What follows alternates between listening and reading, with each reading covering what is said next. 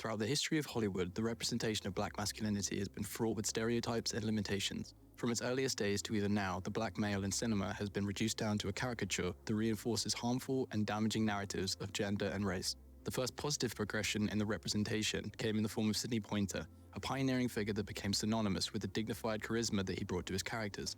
His roles worked to break down barriers and challenge ideas of black masculinity that had previously been portrayed in Hollywood cinema. 1963's Lilies of the Field and 1967's Guess Who's Coming to Dinner challenged racial prejudices and helped humanize black characters on screen. Mrs. Drayton, I'm medically qualified, so I hope you wouldn't think it presumptuous if I say you ought to sit down before you fall down, I mean. He thinks you're gonna faint because he's a Negro. The 1970s saw the rise of blaxploitation, a genre of film that granted black actors, directors, and other crew a platform to create and be seen within the largely white Hollywood.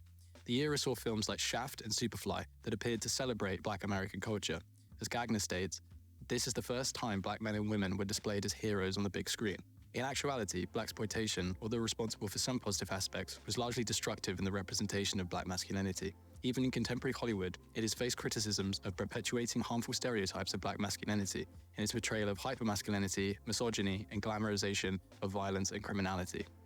The badass black man in blaxploitation films often uses violence, sex, and aggression to further his own agenda. The head of the Hollywood branch of the NAACP, Junius Griffin, later stated, "We must insist that our children are not exposed to a steady diet of so-called black movies that glorify black males as pimps, dope pushers, gangsters, and super males." The financial success of these films also worked to hinder the representation of black masculinity in the future, with many of the genre's films being so successful at the box office that it prompted a demand for similar content to be made in Hollywood in the coming years.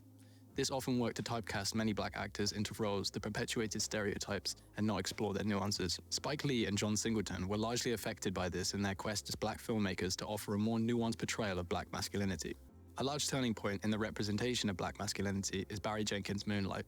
Its raw and vulnerable exploration into themes of love, identity, and sexuality centered around a black man stands boldly amongst other contemporary work. Proudly standing out in defiance of hypermasculine portrayals of black men in Hollywood, Moonlight's deeply introspective narrative of Chiron is a direct challenge to the stereotypes perpetuated by the genre earlier. Jenkins refuses to adhere to the stereotypes of aggression commonly depicted and opts to shine a light to the lesser-seen struggles of grappling with identity. Rather than portraying strengths through the actions of violence and bravado, the character of Chiron shows strength via his resilience in the face of adversity, forced to navigate his sexuality in the hypermasculine environment of his peers.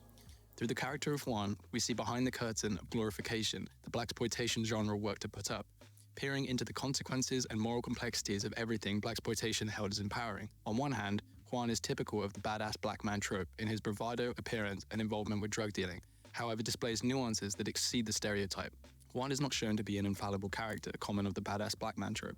Rather, he is a man seen grappling with his own struggles and vulnerabilities that come along with his involvement in selling drugs to his community, an aspect of life that is portrayed again as empowering in the blaxploitation genre.